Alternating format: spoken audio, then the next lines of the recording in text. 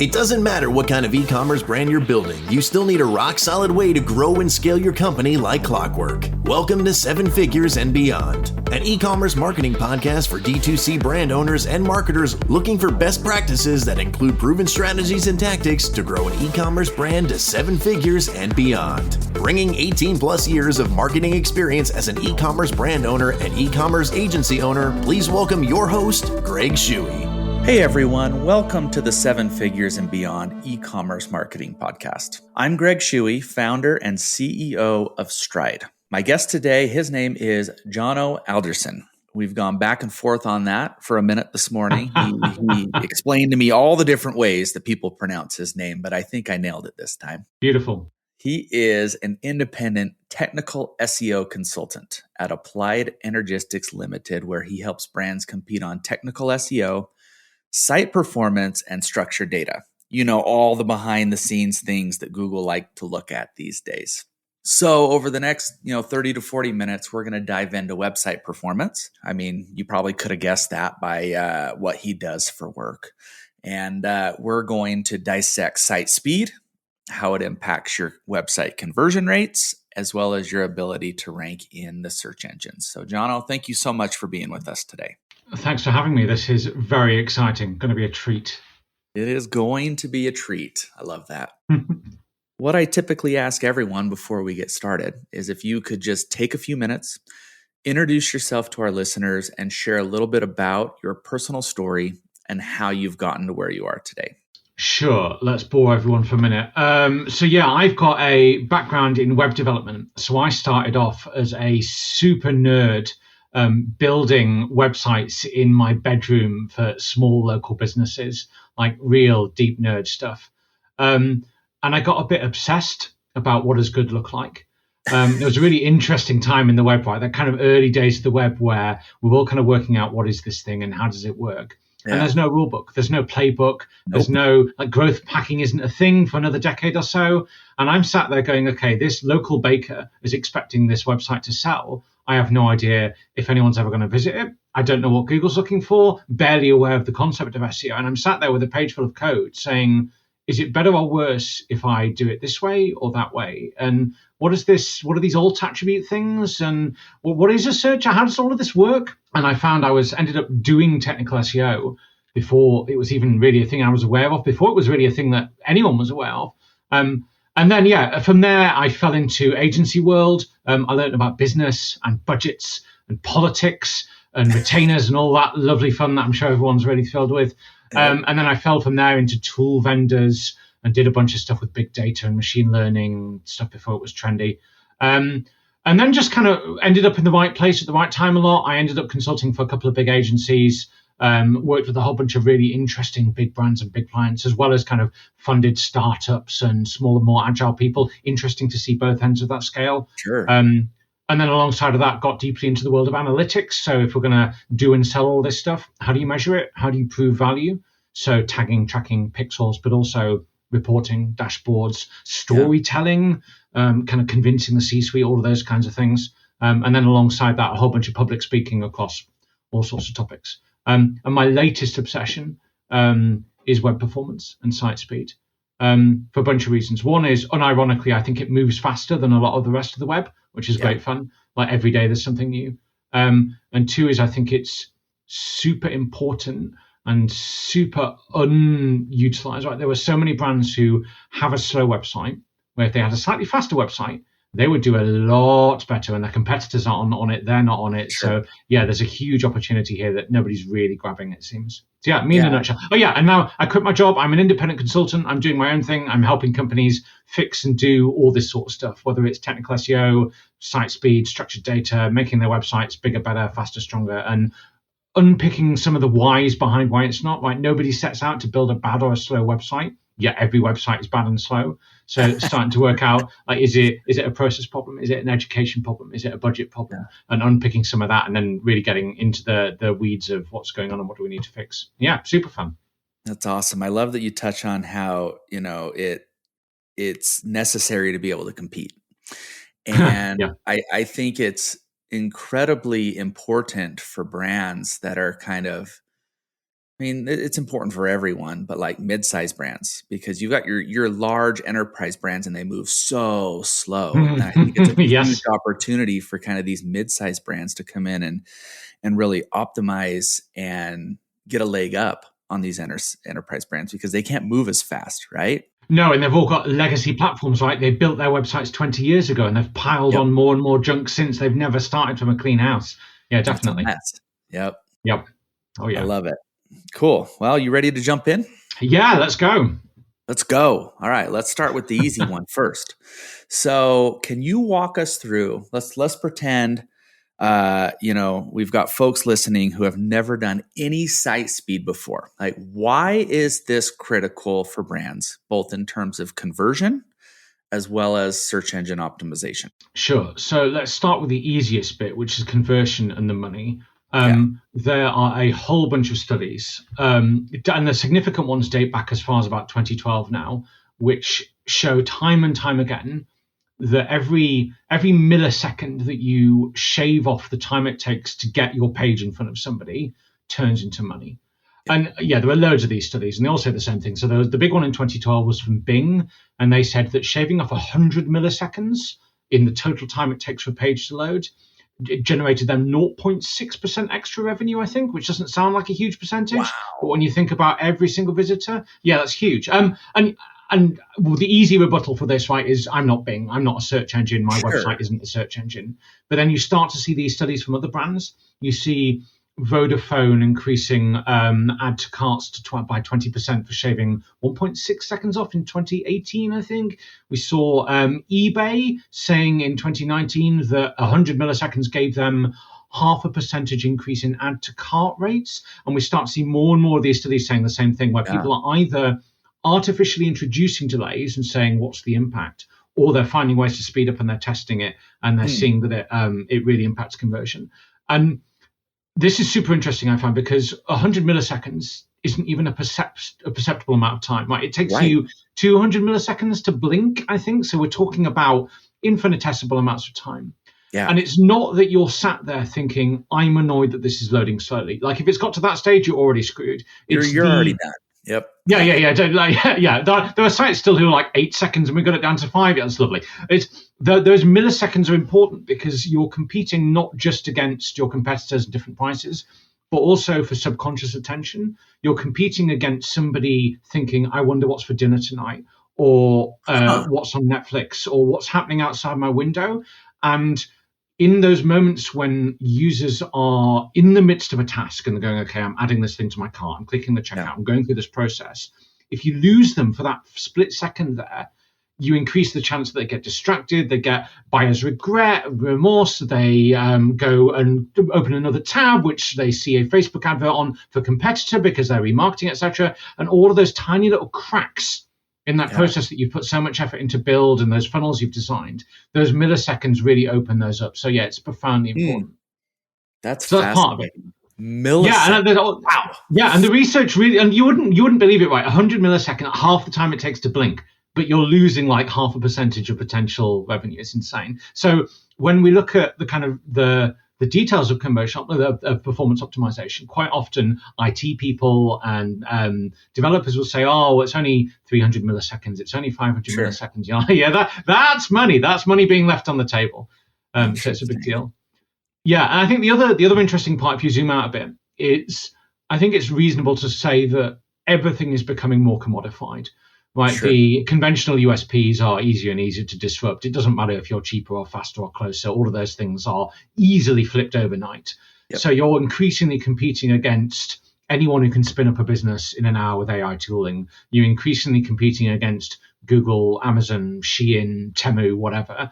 And the quality of your user experience is one of the main things that's going to differentiate you in that crowded marketplace. Like, how are you going to win brand preference and influence brand recall and stand out when people are considering, evaluating, etc.? Because if you don't do that, you're fighting in a race to the bottom on probably just on price. And are you open, or is your thing in stock? And maybe even in that case, speed might be even more important because people are looking for a frictionless add to cart, convert immediately. This is a commodified purchase moment.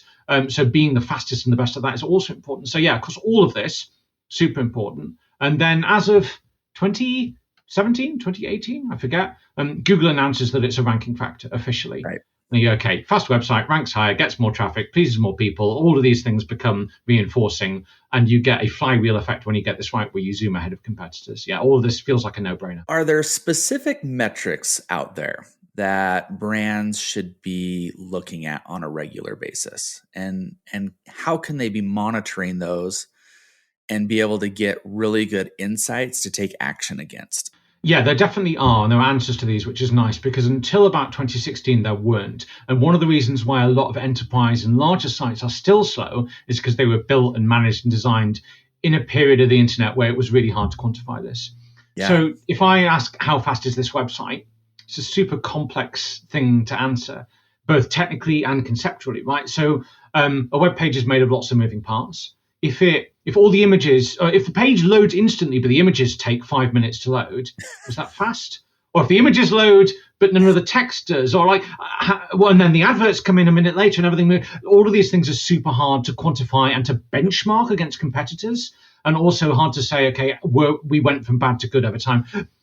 Google's Core Web Vitals metrics, which landed a few years ago, solve all of that. They're like a definitive, formal way of categorizing how fast is this page. And there's 3 or 4 of them, and they evolve over time. So there's a continual effort to say, can we think of better ways to measure what speed looks like? So, for example, at the moment, we have one of the Core Web Vitals metrics is largest contentful paint, which is how many milliseconds does it take to draw the biggest thing on the screen?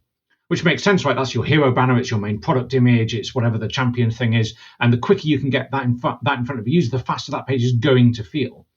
Now, what's really interesting about that is 2 things. One is those metrics evolve over time technically. So they're continually reevaluating, how do we measure this? So that things like, I don't know, you've got a big cookie banner in front of your product hero. Is that the largest contentful paint? Tricky. So those metrics constantly change. But also the barrier for passing, the success threshold, is normalized against the rest of the web. So as your competitors sort their house out, get their acting gear and speed up their websites, your website becomes comparatively slower over time because the definitions have changed, the thresholds have changed, and your competitors and the rest of the web. And consumer expectations increase. So there's all sorts of moving parts here. But the nice thing is we do now have a kind of reasonably stable way of understanding, is this page fast enough? Got it. One other thought that's really useful to understand there, which most people gloss over, is there's 2 different flavors of these metrics. If you're using some of the testing tools, which we'll mention in passing, I think, like Google's Lighthouse Suite or PageSpeed Insights, they'll give you 2 types of results. There's lab data, which is, we have tested your page in isolation and we've run a whole bunch of tests on it and we think this is how fast it is and we think this is where there are bottlenecks. That's super useful for handing to developers and for testing. But what you really want to be looking at is their real user metrics, which is anyone on a Chrome browser and various other flavors. Every visit they do to any website gets piped back to a warehouse at Google, and they aggregate that over time. So you can start to see, actually, for real users in the wild, how are they experiencing this? And you get a nice breakdown of percentile grouping. And what you tend to find in that is really interesting stuff like, our logged in user area on our website is really dragging down the average. Or we get tons of users from Australia and it takes 20 seconds for their homepage to load, and that's dragging down our averages. And you can start to fix that. But the real sweet spot is you can see competitor data. So if you Google, what's the name of it now? Critical Moment. I've forgotten what it's called. Google's Crux Warehouse, CRUX. You can go and see dashboards for how are your competitors doing, any domain, any page as well, if it's got enough traffic, over time. So you can benchmark against them, which is really nice for getting executive buy-in for, okay, we know our thing is slow, we know it sucks. Can we please have budget to make it better? Our competitors are not only faster than us, they're getting faster over time. That sort of stuff makes a really compelling argument. So yeah, really, really nice. That's awesome. Those are some great resources. We'll make sure to link them in the show notes for sure. So as you've worked with a lot of different brands, like what are some of those common site speed bottlenecks that you see on brands' websites? And then how can they address those and take care of those? Yeah, so for a super technical, muddy topic, there are typically 3 really simple things that go wrong. One is images. And this shouldn't be overly complex, right? Like when you pick your image, don't just upload the 20 megabyte photo from your camera. Fine. Make sure it's the right format. So JPEGs are bad. PNGs are good. WebPs are better. AVIF is sometimes better, but like this is all fairly well established, fairly well documented stuff. Just pick the right format for the image. Yeah. And then the HTML markup you choose to put the image on the page really matters as well. So you might have less control over this if you're using a third-party platform or you're not got access to code level stuff, etc. But you really want to make sure that either the platform you're using or the code you're having written really considers that you don't need just one version of an image. I need to consider, is the user on a mobile phone with a smaller screen? Does that screen have a higher pixel density than an average desktop screen, etc.? And you might want 4 or 5 versions of every image, and to be making sure that you're serving the right size and optimal format to that user for that image. And this is all That's a lot of super work. basic. Yeah, it is to set up the architecture for it, but it's all super best practice. It's all super well documented. All the moving parts are really well defined. I should reference web.dev, really, really good resource, mostly written by the Google performance team folks, but it's the definitive resource on like how do you build a good website and how do you make it fast. And they've got pages of documentation that start from introductions to concepts right down to hand this to your developer when you shout at them because your page is slow, and walks them all the way through it. So yeah. And in theory, you want your system to do this automatically, right? You just want to upload the image you want on your page and have it all do it magically. Some platforms will do that. Like the right combination of WordPress plugins, for example, or Shopify extensions will sort that reasonably well for you. But if you're not on those platforms, or if you've got a more complex setup, you might have to do some work architecturally. So yeah, right image at the right size, in the right shape, with the right markup. That's the big one, every single website. Next biggest issue is fonts. Fonts are complex and expensive and slow. And there's a really interesting trade-off with your design team says that you need 8 different fonts in 12 different weights. You're going to be making your visitors wait for 4 seconds, and there's no way around that. Yeah. So there's an interesting trade-off. Fonts can be fast. It's a lot of work. Like you go into the how do I mark this up? How do I include it in the page? How do I edit the actual font itself to remove characters I'm not using on this page? There's loads you can do, but it gets quite complicated. The easiest thing you can do is just load fewer fonts, and don't load them from Google Fonts. So many sites use Google Fonts or Typekit or similar services. Don't do that because it's probably illegal, depending on which country you're in. And in Germany, some companies have been sued recently. Europe, if you're serving European customers, definitely don't use Google Fonts because you're leaking. Wow. Yeah, this is huge. Because you're leaking IP addresses to a US server without user consent, and that's. Which has always been true, but now it's starting to go into the spotlight, and there's definitely companies who've been sued for using Google Fonts. It's the same conversation that everyone's having about Google Analytics, but they've missed the bigger picture that it's exactly the same mechanisms. And it's also faster not to load it from Google Fonts. If you serve the font yourself from your own domain, you're not then having to do a kind of whole third-party request response thing much faster. So yeah, Font's the next one. And then the third one, loading Google Fonts with Google friends. Exactly what Google would want, right? Yeah. Yeah, well, the same as Google Analytics. One of the really silly things, if you run these speed tests in things like Lighthouse or Web PageSpeed Insights, one of the things it will always complain about and say, you've got an error. It will say, this piece of JavaScript needs better caching headers. And you're like, but that's Google Analytics. That's Google Tag Manager. That's not mine. That's yours. Yeah, really helpful. I wish the teams there would sort that out because it's such an easy fix, but yeah frustrating.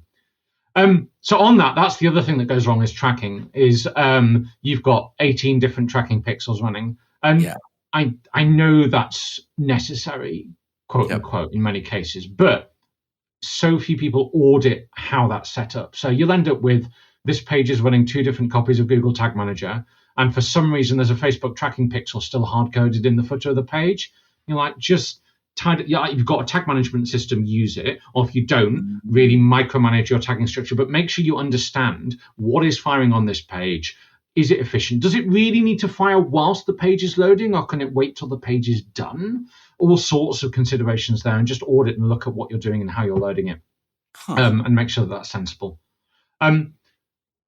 Those are the 3 big things, and they tend to be caused by one of 2 things. The first is the platform you're on. So some platforms are inherently faster or slower out the door. So things like WordPress, I'm a big WordPress nerd, and it can be either the fastest or slowest thing in the world, depending on how it's set up.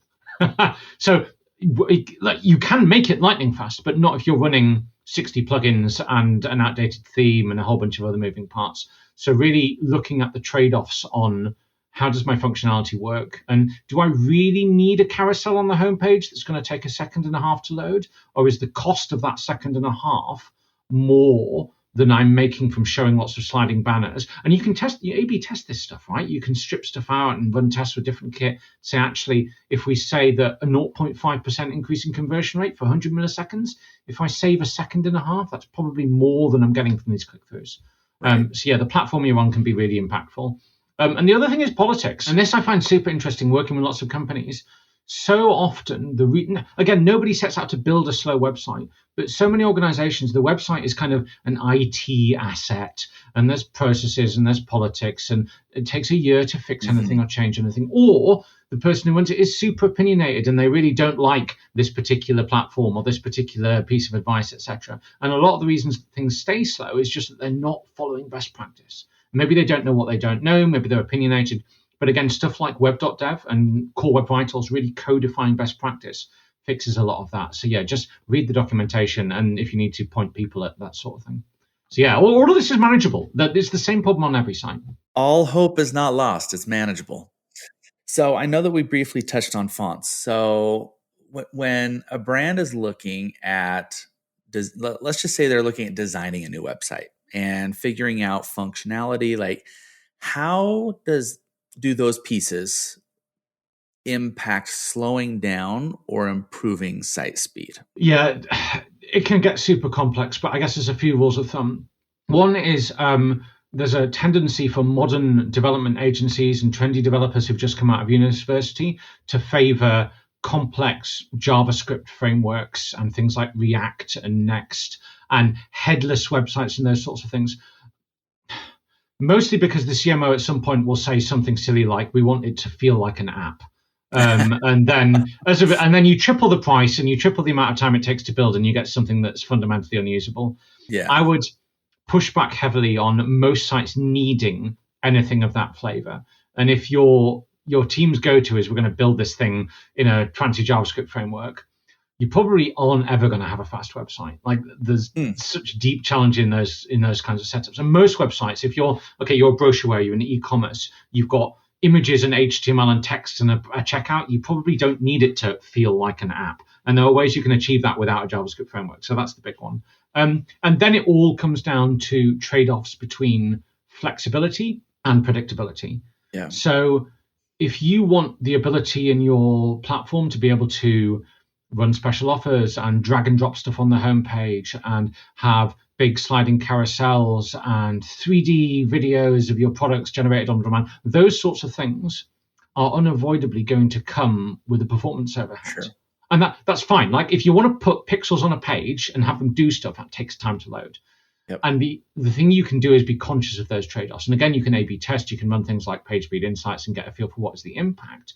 But really, it's going to come down to how much do we want to prioritize making this thing fast versus making this thing fluid and pretty fancy and interactive. Yeah. And you still can make beautiful things that are very, very fast, but you're going to be locking stuff down. You're going to have fewer moving parts. You're going to have fewer fancy animations and interactions because loading that stuff takes resource. I like that. Tricky. Big takeaway from that response was if your CMO says we want your website to work like an app, you need to turn and run. Yeah. It's such a great red flag moment. I guess nerding out slightly for a moment. I think one of the reasons they say that quite often is they like the idea of like page transitions. Sure. That when I click a link, it goes whoosh instead of that thing we're all used to where you click it, you wait a second, the page unloads and reloads. Two really nice things. One is if you just have a fast site, you don't get that awkward unload, reload. Your page just loads. And the other is there is a really nice CSS spec that's about to land, been work in progress for a while, that allows you to do those kinds of fluid page transitions without JavaScript. Just happens naturally. So you can go make it fade in and resize and reshape, and you do really cool stuff, and it loads instantly. Really nice. Oh, that's cool.